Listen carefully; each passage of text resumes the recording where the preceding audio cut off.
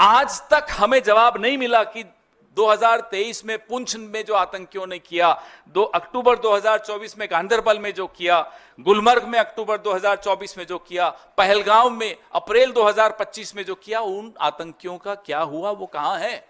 आज तक जवाब नहीं मिला कि सीजफायर किन शर्तों पर हुआ। आज तक जवाब नहीं मिला हाफिज सईद, अजहर मसूद बच के कैसे निकल गए। क्या सीजफायर की शर्तों में इन्हें वापस लाना है या नहीं है? कोई जवाब नहीं। जवाब मांगो, सवाल पूछो तो ये डायलॉग आते हैं आपके पास। पिक्चरें हम सबने देखी है साहब, हमारा सारा बचपन पिक्चरें देखकर गुजरा है, लेकिन गंभीर विषयों पे गंभीर चर्चा होनी चाहिए या पिक्चरों के डायलॉग होने चाहिए? पूरी विदेश नीति ट्रोल्स को आउटसोर्स कर दी, पूरी सुरक्षा नीति ट्रोल्स को आउटसोर्स कर दी, पूरी आंतरिक नीतियां जो हैं, राजनीति जो है, राजनीतिक विमर्श जो है, ट्रोल्स को आउटसोर्स कर दिया। ये उसका नतीजा। नतीजा मैं आपको बताता हूं क्या हुआ पिछले 10 घंटों में क्या हुआ विदेश नीति का। मैं आपको एक ज्वलंत उदाहरण देता हूं। कुवैत ने पाकिस्तान से वीजा की रेस्ट्रिक्शंस, जो रोक थी, वो हटा दी। ये अभी कल हुआ है। कुवैत में जो लेबर फोर्स है 21% भारत का है। यह भारत की विदेश नीति है कि अब चूंकि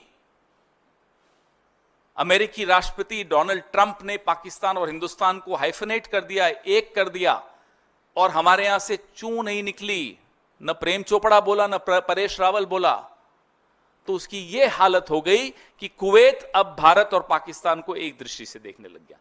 जो रेस्ट्रिक्शन थी वीजा पाकिस्तानियों पर कुवैत से, वो हट गई, और पाकिस्तान और कुवैत अब लेबर ट्रीटी साइन करने वाला है। यह भी आप सुन लीजिए, यह है आपकी विदेश नीति का नतीजा। एक और उदाहरण देता हूं, यह अभी पहलगांव के बाद ही हुआ है। UAE, United Arab Emirates, Pakistan और भारत की हाइफनेशन का नतीजा देखिए कि 5 साल का वीजा की अनुमति पाकिस्तान को भी दे दी। यह स्थिति अब हमारी विदेश नीति की हो गई है। हम रोज कह रहे हैं, पिछले 1 महीने से कह रहे हैं कि साहब, एक नेपाल और भूटान तक नहीं बोला जब भारत पर संकट आया। किसी एक देश ने पाकिस्तान को आतंकी देश नहीं बोला। हमारी जुबान अकेले हम बोलते रहे, हमारी बात में बात नहीं मिलाई किसी ने। ये विदेश नीति की कमजोरी नहीं है तो और क्या है? 22 फरवरी 1994 में एक सर्वसम्मति से प्रस्ताव पारित हुआ था पीएको को लेकर। आज इस बात को 31 साल हो गए, और इस 31 सालों में बहुत कुछ बदला है, बहुत कुछ हुआ है, लेकिन जो मई 2025 के इस द्वंद्व में मालूम पड़ा, वो बहुत चिंता का विषय है कि कैसे चीन और पाकिस्तान एक होकर टेक्नोलॉजी के माध्यम से एक होकर आए, एक होकर दिखे। इससे ज्यादा खौफनाक और क्या हो सकता है कि हम इसके लिए तैयार नहीं हैं।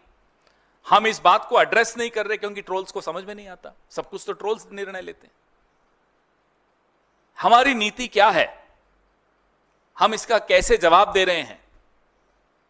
हम हाइफनेशन होने दे रहे हैं, हम अलग थलग होते चले जा रहे हैं विश्व समुदाय में। अभी कल ईरान ने खुलकर पाकिस्तान को बोला, और ये वही ईरान है जिसके खिलाफ आपके ट्रोल्स टीवी पे, जिनको ये लोग भेजते हैं एक्सपर्ट बना बना के, आपने देखा पिछले 1 महीने में उस एक ट्रोल नहीं, अनेक ट्रोल हैं, ईरान के ऊपर कितनी भद्दी टिप्पणियां की।